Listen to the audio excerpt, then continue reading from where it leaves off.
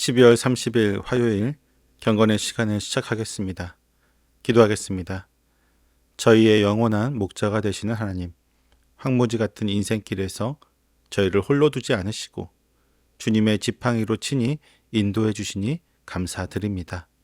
이 시간 주님의 품 안에서 영적인 꼴을 먹으며 새 힘을 얻는 저희가 되기를 원합니다.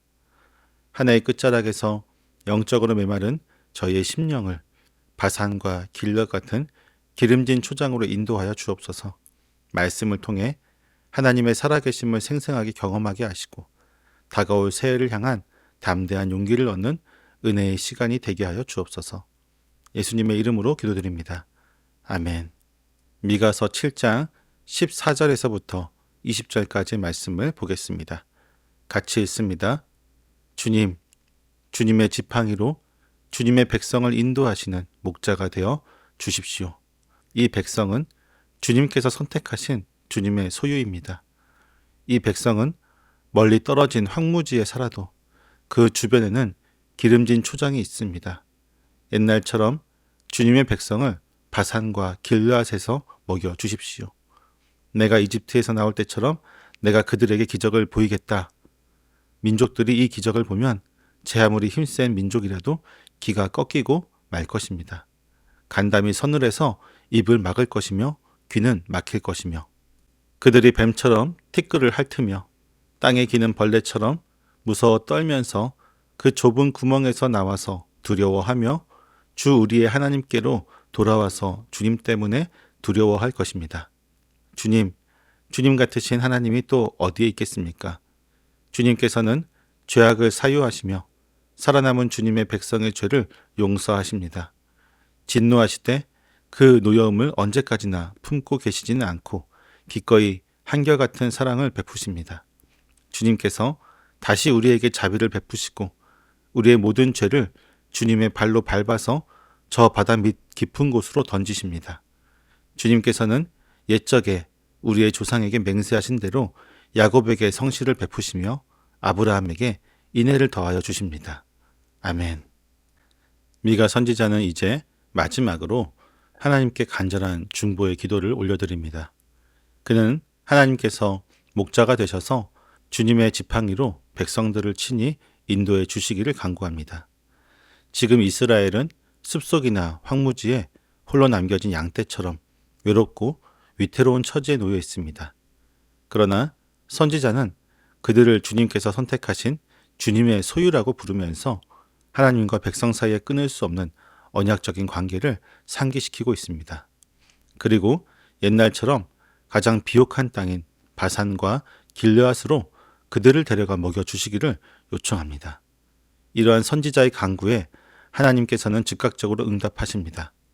하나님께서는 과거 이스라엘이 이집트에서 나올 때 베푸셨던 그 놀라운 기적들을 다시 보여주시겠다고 약속하십니다. 이것은 과거의 회상이 아닙니다.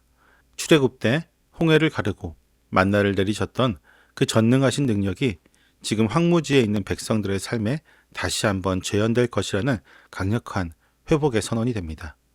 하나님께서는 잃어버린 양떼를 찾아내어 가장 좋은 꼴을 먹이시는 참된 목자가 되십니다. 하나님께서 목자가 되어 기적을 베푸시는 날, 열방의 상황은 완전히 역전됩니다. 힘을 자랑하던 이방 민족들은 하나님의 능력을 보고 기가 꺾여 입을 막고 귀를 막게 될 것입니다. 그동안 하나님의 백성을 조롱하던 그들의 오만함은 수치심으로 바뀌고 그들은 마치 뱀이 티끌을 핥으며 땅을 기어다니는 것처럼 비참한 모습으로 전락하게 됩니다. 결국 그들은 자신들의 요새인 좁은 구멍에서 떨며 나와 하나님 앞으로 돌아오게 됩니다. 그들을 압도하는 것은 세상의 군사력이 아니라 살아계신 하나님의 두려운 위엄입니다. 세상이 아무리 강해 보여도 하나님이 일하기 시작하시면 그들은 두려움에 떨 수밖에 없습니다. 하나님께서는 자기 백성을 괴롭히던 세력을 무력화시키고 오직 여호와 하나님만이 온 땅의 진정한 통치자이심을 만방에 드러내십니다. 미가서의 결론은 하나님의 위대하심에 대한 벅찬 찬양으로 마무리됩니다. 주님 같으신 하나님이 또 어디에 있겠습니까? 라는 고백은 미가 선지자의 이름 뜻인 누가 여호와와 같은가에 대한 완벽한 대답이 됩니다.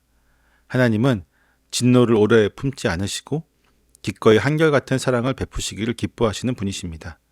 그분은 백성의 죄악을 용서하시고 허물을 지나쳐 주십니다. 특히 하나님께서 우리의 죄를 처리하시는 방식은 충격적일 만큼 은혜롭습니다. 주님께서는 우리의 모든 죄악을 발로 밟아 으깨어 버리시고 다시는 떠오르지 못하도록 저 깊은 바다 밑으로 던져 버리십니다. 이것은 죄의 기억조차 남기지 않으시겠다는 하나님의 완전한 용서를 의미합니다. 하나님께서는 조상 야곱과 아브라함에게 맹세하신 그 성실과 인애를 기억하시며 자격 없는 우리에게 이 놀라운 은총을 다시금 베풀어 주십니다. 주님의 구원은 우리의 어떠함에 있는 것이 아니라 언약을 지키시는 하나님의 신실하심에 근거합니다. 2025년의 끝자락인 12월 30일입니다. 한 해를 마무리하며 우리의 마음에는 여전히 해결되지 않는 죄책감과 후회, 그리고 아픈 기억들이 남아 있을 수 있습니다. 그러나 오늘 말씀을 기억하십시오. 우리 하나님은 죄를 적당히 덮어두시는 분이 아니라 그 죄를 발로 밟아 깊은 바다에 던져 수장시키시는 분이십니다. 하나님께서 바다에 던지신 죄를 다시 낚시질하여 건져 올리지 마십시오. 주님께서 기억하지 않으시는 죄를 스스로 되새기며 괴로워하는 것은 겸손이 아니라 불신앙입니다. 오늘 이 시간 지난 한 해의 모든 허물과 실패를 용서의 바다에 던지시는 주님께 온전히 맡기길 원합니다. 우리의 죄보다 크신 하나님의 사랑이 있습니다. 우리의 실패보다 강한 하나님의 성실하심이 있습니다. 그 사랑을 힘입어 가벼워진 영혼으로 다가오는 새해를 소망 가운데 맞이하는 우리 모두가 되기를 간절히 소망합니다. 기도하겠습니다. 한결같은 인애로 저희를 품어주신 하나님, 저희의 모든 허물을 발로 밟아 으깨시고 저 깊은 바다 밑으로 던져 다시는 기억하지 않으시겠다는 그 놀라운 용서의 선포에 깊은 감사를 드립니다. 주님과 같으신 분이 또 어디 있는지 저희의 입술로 위대하신 사랑을 찬양합니다. 지나온 한 해를 정직하게 대면해 보면 주님께서 이미 용서하신 죄의 기억들을 스스로 건져 올리며 죄책감과 후회 속에 머물러 있던 적이 참으로 많았습니다. 하나님의 신실하심보다 저희의 실패를 더 크게 보며 주님의 거룩한 위엄 앞에 당당히 나아가지 못했던 저희의 불신앙을 용서하여 주옵소서. 이제는 모든 묵은 죄를 주님의 용서의 바다에 온전히 수장시키고 가벼워진 영혼으로 새날을 맞이하기 원합니다. 저희의 어떠함이 아니라 약속을 지키시는 하나님의 성실하심만을 의지하게 하옵소서. 2026년 새해를 향해 내딛는 발걸음조차 주님께서 예비하신 기름진 초장의 은총이 가득하며 세상의 위협 앞에서도 주님의 위엄을 선포하는 존귀한 성도가 되게 하여 주시옵소서. 예수님의 이름으로 기도드립니다. 아멘.